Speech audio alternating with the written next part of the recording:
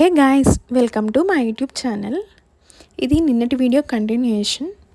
మా ఇంటి సైడ్ ఒక ఆంటీ తాటికాయలు తీసుకొని వస్తే మేమైతే కాల్చినవి ఒక 2 తాటికాయలు తీసుకున్నాము.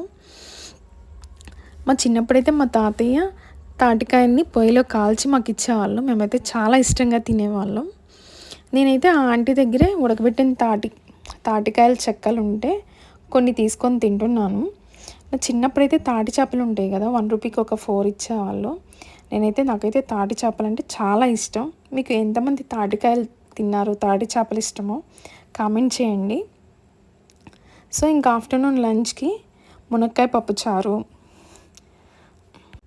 Crab fry and then chicken pickle. నేనైతే మా అమ్మ మా కోసం నత్తల ఫ్రై చేశారు. మా ఇంట్లో కొంతమంది తింటాం కానీ చాలామంది ఇష్టంగా తింటాము.